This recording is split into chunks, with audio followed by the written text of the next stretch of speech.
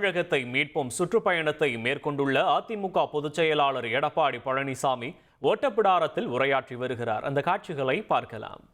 நல்ல பாதுகாக்கப்பட்ட குடிநீர் வழங்கணும். அதிமுக ஆட்சியில் தான் கூட்டுக்குடி திட்டத்தை கொண்டாந்து அதை நிறைவேற்றணும். இப்போ நான் வர்ற வழியில் என்னை பஸ்ஸை மறிச்சாங்க. நான் இறங்கி அங்கே இருக்கிற பெண்கள்லாம் வண்டியில் வச்சு ஒரு 6 குடத்தை வச்சு அங்கே தூரமாக 1/2 கிலோமீட்டர் போய் தண்ணி பிடிச்சி அந்த வண்டியில் வச்சு தள்ளிட்டு வரணுமா. என்னை தள்ளி பார்க்க சொன்னாங்க. நானும் தள்ளி பார்த்தேன். நானும் கிராமத்தில் இருந்தேன்ல, இது மாதிரி கொடுமை எங்கேயும் பார்க்கல. நான் எவ்வளோ முதலமைச்சராக இருக்கிறேன், ஆனால் இப்படிப்பட்ட கொடுமை இந்த பகுதியில் இருக்குது. அதை முழுவதையும் அகற்றப்படும். தேவையான அளவுக்கு குடிநீர் வசதி செய்து கொடுப்போம். எங்களுடைய அரசு நிச்சயமாக உறுதியாக இந்த கிராமப்புற மக்களுக்கு பாதுகாக்கப்பட்ட குடிநீர் எந்த பகுதியிலும் தடையில்லாம கொடுப்போம். இது உறுதி.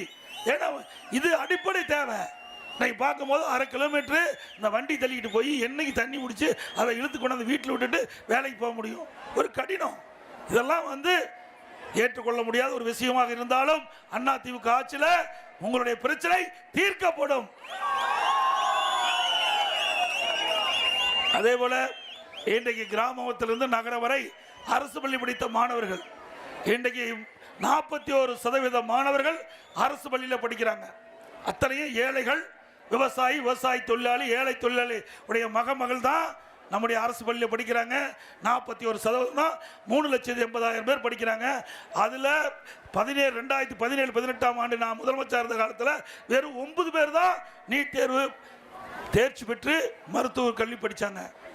எதிர்கட்சி கோரிக்கை வைக்கல, பொதுமக்கள் கோரிக்கை வைக்கல.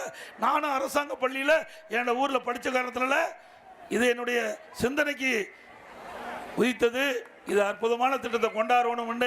நான் ஓய்வு பெற்ற நீதிபதியை அவர்கள் மூலமாக இதை விசாரிக்க சொல்லி அவர் கொடுக்கப்பட்ட அந்த தகவலின் அடிப்படையில் 7.5% உள்ளிடஒதுக்கீடை கொண்டு வந்து சட்டம் இயற்றப்பட்டு அந்த உள் இடஒதுக்கீட்டின் மூலமா 2818 அரசு பள்ளியிலே படித்த ஏழை எளிய மாணவ மாணவி இன்னைக்கு MBBS மருத்துவ கல்வி படிக்கிறாங்க.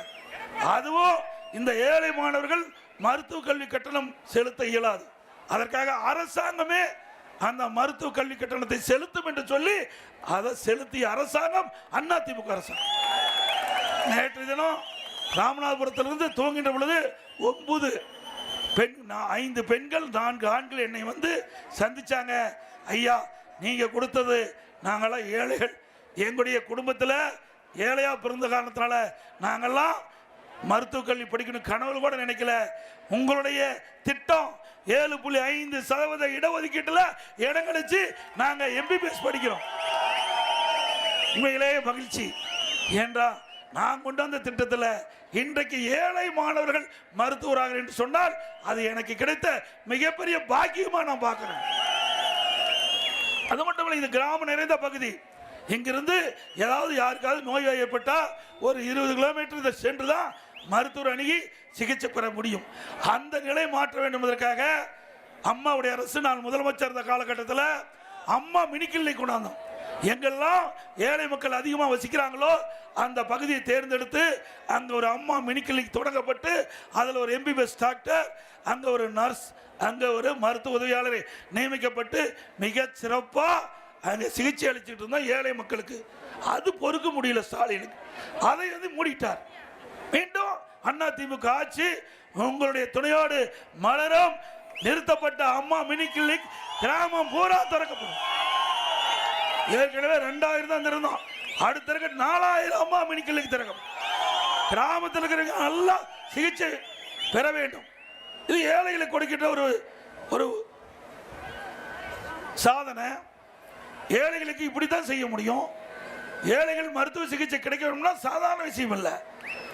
ஆக ஏழைகள் பாதிக்கின்ற பொழுது அந்த பாதிப்புக்குள்ளாகின்ற ஏழைகளை காப்பது ஒரு அரசாங்கத்தின் கடமை. அந்த அடிப்படையில் தான் நாங்கள் இந்த திட்டத்தை கொண்டாந்தோம். அதையும் மூடுவிழா பண்ணிட்டார். அதே போல தாலிக்கு தங்கம்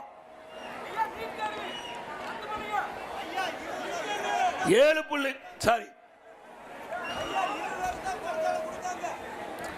இன்றைக்கு திராவிட முன்னேற்ற கழக அரசு நிறைய திட்டங்களை கைவிட்டாங்க. தாலிக்கு தங்கம், ஏழை பெண்கள் கிராமத்திலிருந்து நகரம் வரை இருக்கிறாங்க. அந்த குடும்பத்தில் பிறந்த பெண்கள் திருமண வயதை அடைகின்ற பொழுது பொருளாதார சூழலின் காரணமாக திருமணம் தடைபடுகிறது.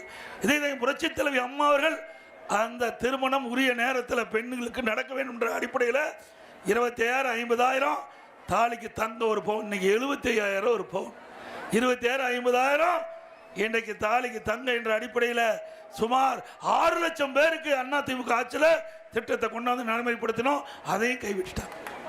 அதே மாதிரி இன்னைக்கு அரசு பள்ளியில் படிக்கின்ற மாணவர்களுக்கு விஞ்ஞான கல்வி, அறிவுபூர்வமான கல்வி கிடைக்க வேண்டும். லேப்டாப் கொடுத்தாங்க, அதையும் திமுக ஆட்சியில் நிறுத்திட்டாங்க. மீண்டும் அதிமுக ஆட்சி மலர்ந்தவுடன் அனைத்து மேல்நிலை பள்ளிகளும் அரசு மேல்நிலை பள்ளிகளில் லேப்டாப் கொடுக்கப்படும். கொரோனா காலம்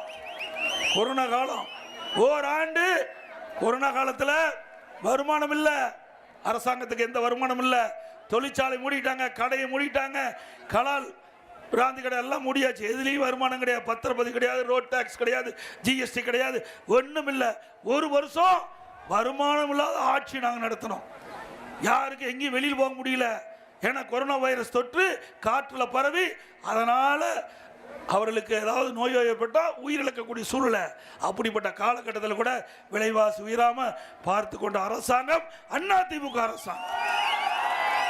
ஓராண்டு அதிமுக ஆட்சியில் நீங்கள் விலைவாசி நீங்கள் ஒப்பிட்டு பாருங்க. அரிசி என்ன விலை விற்றுன்னு பாருங்க, பருப்பு என்ன விலை விற்றுன்னு பாருங்க, என்ன விலை விற்றுன்னு பாருங்க. இன்றைய தினம் 50% விலை உயர்ந்து விட்டது. 50% இந்த உணவுப் பொருட்களுடைய விலை உயர்ந்துட்டது. இன்னைக்கு மக்கள் வாங்கும் சக்தி இழந்து இருக்கின்ற இந்த நேரத்தில் இந்த அரசாங்கம் விலையை கட்டுப்படுத்த தவறிவிட்டது. இதனால் ஏழை எளிய ஒடுக்கப்பட்ட நசுக்கப்பட்ட தாழ்த்தப்பட்ட மக்கள் இந்த விலை உயர்வினால் கடுமையாக பாதிக்கப்பட்டுட்டாங்க. நான் வரும்போது கூட அந்த மறிச்ச பெண்கள் சொன்னாங்க, சரியான நியாய விலை கடையில் சரியாக அரிசி போடல, உணவுப் பொருட்கள் கிடைக்கலினாங்க. அப்படிப்பட்ட ஆட்சி, கேவலமான ஆட்சி இன்றைக்கு நடந்து கொண்டிருக்கிறது. இதற்கு அனைத்து இந்திய அண்ணா திராவிட முன்னேற்ற கழக அரசு வருகின்ற பொழுது இதற்கெல்லாம் விடிவு காலம் பிறக்கும் என்பதை இந்த நேரத்தில் தெரிவிக்க விரும்புகின்றேன். அதே போல திமுக தேர்தல் நேரத்தில் வாக்குறுதி கொடுத்தாங்க, 525 வாக்குறுதி கொடுத்தாங்க. அதில் ஒரு 10% கூட நிறைவேற்றல. இங்கே ரேஷன் கடையில் 1 கிலோ சர்க்கரைக்கு பதிலாக 2 கிலோ சர்க்கரை கொடுத்தாங்களா?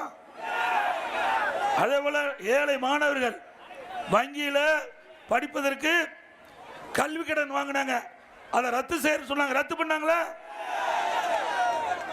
மாதம் கேஸ் சிலிண்டருக்கு 100 ரூபா மானியம் கொடுக்குறாங்க, கொடுத்தாங்களாமா? ஒரு பொய் தானே பேசியிருக்கிறாங்க, பொய் பேசி தானே ஆட்சிக்கு வந்திருக்கிறாங்க. அது மட்டும் இல்லை, இங்கே படித்த இளைஞர்களுக்கு வேலைவாய்ப்பு பெற்று தருவா சொன்னாங்க. படித்த இளைஞர்களுக்கு வேலைவாய்ப்பு கிடைக்கும் சொல்லி தமிழ்நாட்டில் 2021 திமுக தேர்தல் அறிக்கையில் தமிழகத்தில் 5 லட்சம் காலி பணியிடங்கள் அரசியலுக்கு சொன்னாங்க. 3 லட்சம் காலி பணியிடங்கள் அரசு அலுவலர்கள், அரசு சார்ந்த துறையில் 2 லட்சம் காலி பணியிடங்கள், மொத்தம் 5 லட்சம் காலி பணியிடங்கள் இருப்பதாகவும், திமுக ஆட்சிக்கு வந்த உடனே இந்த படித்த இளைஞர்களுக்கு வேலைவாய்ப்பு உருவாக்கி தருகின்ற விதமாக அனைத்து காலி பணியிடங்கள் நிரப்பப்படும் சொன்னாங்க. கடந்த சட்டமன்ற கூட்டத்தொடரில் இதுவரைக்கும் 50,000 காலி பணியிடங்கள் தான் நிரப்பதா சொன்னாங்க. ஆனால் இந்த ஆட்சி வந்து 4 வருஷ காலத்தில் 75,000 பேர் பணி ஓய்வு பெற்றுட்டாங்க. நியமிச்சது 50,000, பணி ஓய்வு 75,000. ஏற்கனவே காலி பணியிடம் 5.5 லட்சம். எப்படி இளைஞர்களை ஏமாற்றுகிறார் என்பதை சிந்தித்து பாருங்க. இப்படிப்பட்ட ஆட்சி இருக்க வேணுமா? அப்புறம் கொஞ்சம் நஞ்சம் கடன்லாம் வாங்கல, சும்மா ஒவ்வொருத்தர் மேலேயும் லட்சக்கணக்கான கடன் வாங்கி வச்சுட்டார் ஸ்டாலின்.